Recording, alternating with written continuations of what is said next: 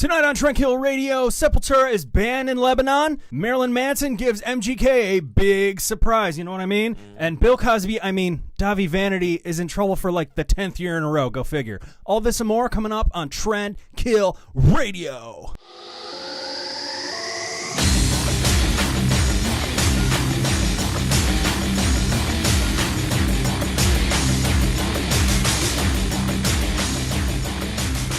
People will bow to it. What's going on, everybody? This is Tranquil Radio now. Sponsored. We have a sponsor. Woo! Finally, it took a year. Cheers to that, We are sponsored by the Foundry Concert Club and the Fantasy Entertainment Complex right here in Cleveland, Ohio. Not making any money, though. Oh, if I raise the roof. No money.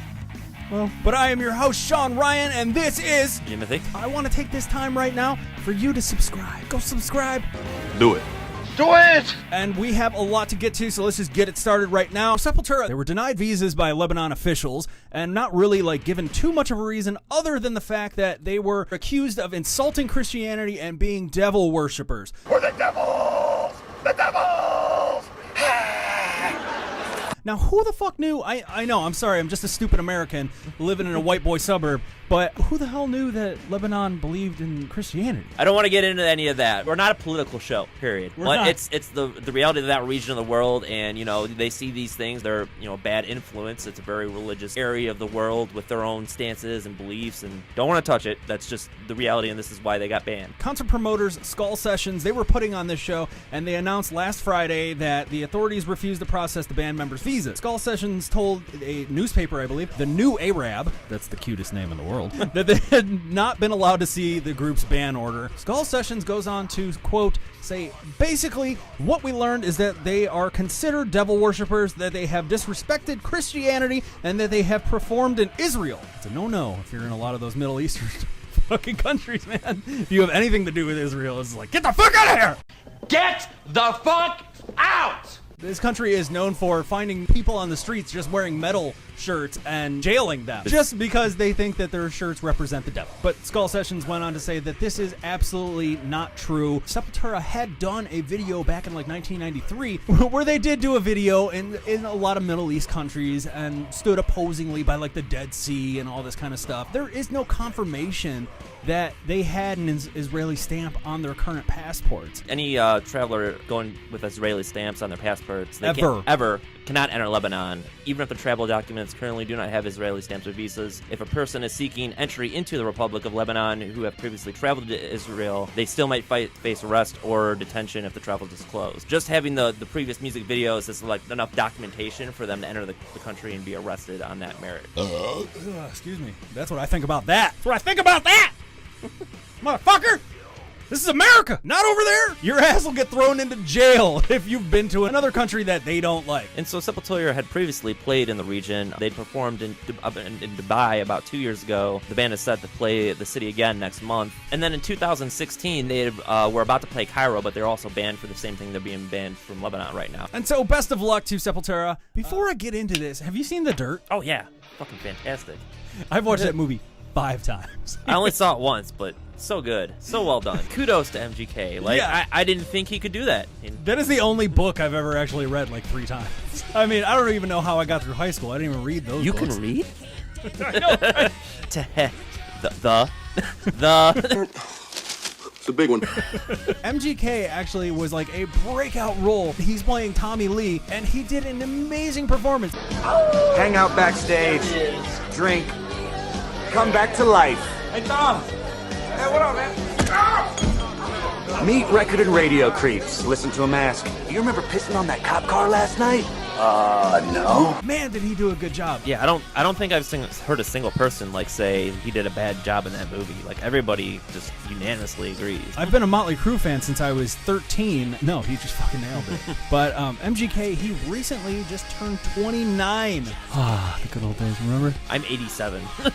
Jim is Mick Mars incarnate. I really am. They should have cast me.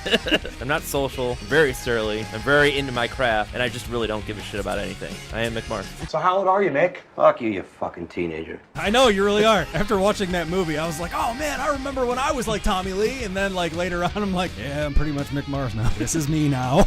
Anyway, so MGK, he turned 29 recently, and he had a blowout party, and it included all sorts of celebrities. Tommy Lee gave him like $5,000 in liquor. But was it $5,000 in good liquor? He's not giving him the plastic bottles of Kamchatka that you find at a gas station. I mean, it's like, you could get like an assortment of like high-end like liquors, or you could get like, like basically a tanker truck of the Kamchatkas. Marilyn Manson, he gave MGK the gift of the night, if you will, and it was a big gift. His very own personal Marilyn Manson dildo, which you can see right here. And now a message from our sponsors. Marilyn Manson dildos. The double-cross Marilyn Manson dildo bag went on the market last fall with the description that it was a soft-like Marilyn Manson dildo, a velvet double-cross logo bag for easy and discreet storage. How much does that cost? $125. I Available don't believe now. it. Order now, and you'll also get Sun and Run, the suntan lotion that's also a laxative. MGK goes on to tweet, quote, "Thanks Marilyn Manson for the dildo with your face on it, and Tommy Lee for the $5,000 in liquor, you sickos. Came through for my birthday like a true rock star." You can see a picture of Marilyn Manson and MGK right here partying it up with MGK holding the rubber phallus. I don't know, is it rubber? I don't know. Are girls allergic to rubber? I don't know if that's a thing. It's silicone, right? Or something? Yeah. It's gotta be some, Yeah. Probably not rubber. Yeah, it's got to be like sanitary. Maybe like putting like a tire in. Yeah. Coming like high off the heels of the Motley Crue movie, I mean, Motley was really known for just like, everybody bring your cameras. I don't want, none of this is going to be a secret. You guys come join us, okay? So, you know what? There was a guy from TMZ, and MGK goes, "Hey man, you want to come with us?" And invited him on the bus and joined him for the rest of the fucking party and just raged it up. And they got a video of it. You can see it right here. Why don't you come on? Oh, can I come? Nice.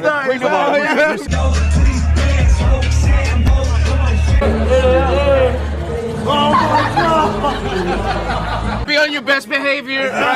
You know what? That wasn't like really a story, but like I just thought it was interesting because it's Marilyn Manson and Tommy Lee and MGK just all together and celebrating over dicks. If you would like to buy Marilyn Manson's face on his dildo, you can buy it for 3 easy payments of $41.66. Call now. Time is limited. Operators are standing by.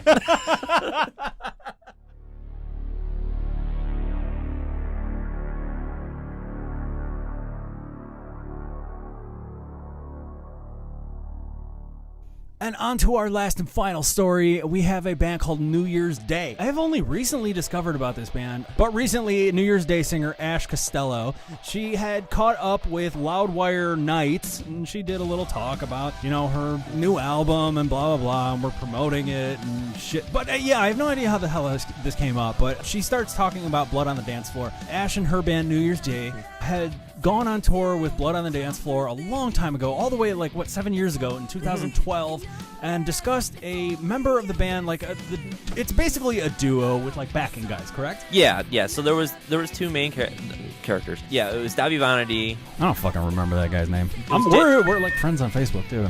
Jay Monroe. Yeah, Jay Monroe. That's there it. You go. But but these two. They go on to form Blood on the Dance Floor, and they make it big in what was it, the MySpace scene? Yeah, right? It was a big thing with the MySpace. I think their big hit single, their first big hit single was Bewitched. They made it a decent music video. They exploded on MySpace, and it was and then they went on and they had a bunch of successful. Well, they looked cool. They were pretty boys with cool hair and tattoos and makeup and contacts. It was the epitome of the scene look at that time. So yeah. they cashed in on that. But for whatever reason, Ash was talking about this band, and there is a history with one of the members from Blood on the Dance Floor of the two. This is just me speculating, but she might have brought it up because recently Huffington Post had done a recent investigation and done a post on April 5th going into the history of the was it that recent? Yeah, it was April 5th of this year. They posted an article, Dahvie Vanity raped a child, police gave him a warning, now 21 women accuse him of sexual assault. So that was posted on April 5th of this year, so that might have been why it's just a hot topic of conversation with her. And this is just my own personal blah blah blah, but I've read a lot about this Dahvie Vanity guy. These stories, they're not new. They're not. Just like Hannibal Buress outed Bill Cosby. I mean, these stories have been floating around for a very, very, very long time. Oh, no. If you go to the Huffington Post article, even, it's like the first accusation it goes back as far as 2007. Christ. This has been happening for a long time. But the Huffington Post, the story that they're really talking about is that this Dahvie Vanity had raped and or molested like about 21 girls. And this is from the Huffington Post, not from me, but the Huffington Post. But yeah, there was a lot of accusations, and with a lot of these like 21 girls, and many of them were well underage.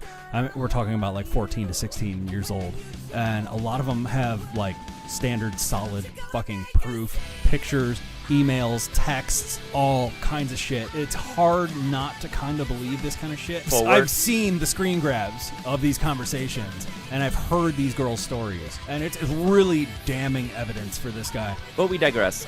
New Year's Day, they were on tour with Blood on the Dance Floor in 2012, and they were kicked off after Costello stood up to Vanity for his mistreatment of women. Yeah, Ash had really seen a lot of things and had absolutely about enough of the shit that Dahvie Vanity, fuck ever his name is, Dahvie Vanity, was doing, how he was treating women on... Yeah, he was just mistreating women on the tour and just in general. And, Ash Costello, and I'm sure as a band, they had had enough of seeing and observing this behavior, and they decided to call it quits. And so they made an official post on their Facebook saying that they were leaving the tour. New Year's Day went on to post all the way back in 2012 on Facebook, quote, "Dear friends, followers, and fans, it is with great sadness and disappointment to announce that New Year's Day is officially no longer a part of the Scene is Dead tour. We are very saddened that we will not be seeing your faces at the shows we were scheduled to play. To avoid any confusion, we want you to know that we were asked to leave the tour by Blood on the Dance Floor because we stood up to bullying and the abuse and would no longer tolerate the physical and verbal abuse of ourselves and our fans that went on behind the scenes, ultimately led to our departure." It goes on, but basically Ash, being a strong woman, just fucking saw a lot of shit that she didn't want to see, stood up to Dahvie Vanity, and, that's fucking entertainment, man. Like, I mean, it sucks. It's not right, but I mean, those are the things that actually happen, though. I mean, like, when you are a problem, whether it be movies, TV, music, and you rub somebody that's in a greater power than you the wrong way, like, dude, your ass is gone. I mean, entertainment, as we have seen back in, like, now that we have the Me Too movement, we have seen so many things where we just, like, we hear these stories and we just go, holy fucking shit, I can't believe that actually happened, and so many people knew about all this kind of shit, and just, like, let it go. And so Ash goes on to say, and quote, "So we wrote that blog, and I got attacked by a lot of kids saying I just wanted attention. I was just trying to use Dahvie's fame, which is laughable, and no one really believed me. But because I came forward, a lot of fans who had been abused by this person came to me and sent me their stories, and most of them had physical evidence and proof. I don't know, whenever I try to speak about it, I still get a letter or an email from him saying he's going to sue me, so it's still a thing to this day. I always kind of stop back and go, this will come out when it's meant to, because predators don't stop until they get caught," end quote. Yeah, so, like, I'd like to say that this is a story of a story of a story. Things that we know. Jim and I are both in the music scene, and word gets around. Let's just say that. People in the industry talk. We could speculate, but we're not going to dive into that. Yeah, I don't feel like getting sued today. How about you? I'm not feeling it. So we're going to say that everything that we have mentioned is alleged. It's not. Come after me, Dahvie. What are you going to do? You going to take my Simpsons toys? My Michael Myers mask? I got shit. Fuck you. My car's a lease, bitch. Go ahead, do a Google search. How do you spell Dahvie's name? Dahvie. Vanity, and Vanity spelled like a normal yes, like person a normal would vanity. spell it? Okay. Look up the Huffington Post article. I mean, just to start. People have had careers ruined for less, but he's still out there, posting on social media, working on his various projects. He's doing other things, and yet he has like zero accountability for any of these accusations. That's all we're really going to say about that. If it fades out, it fades out. And if certain parties are accountable, then they should be held accountable. Be good to people. Don't be mean. Don't do bad things. Okay? Only do bad things to Coley. Always. He deserves it. Just look at him. Yeah. Coley, this one's for you, bud. Boom! Jim told me to do it. But that is all we have for the rest of Tranquil Radio this week. Come back weekly. We do this show every single week. I would love to thank the Foundry Concert Club and Fantasy Entertainment Complex for sponsoring us. Thank God. It's a great thing, and you should expect, more great things for us to come with this new partnership. Thank everybody for watching our show. Please subscribe. Please like the video. Go to facebook.com/TrendKillRadio216. The link is in the YouTube description right there. Once again, I am Sean Ryan. And I am Jimothy. And this is Trend Kill Radio.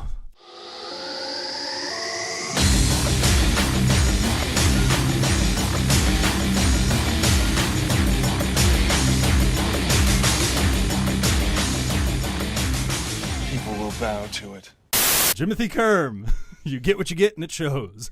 It's that glass ceiling, really. It happens for guys, too. But recently, New Year's dinger. We got a dinger. They call me Big Al, and I hit dingers. But, speaking of, I have no idea how the hell. Well, actually, I do know how the hell this came up. Shut up! You shut your mouth when you're talking to me.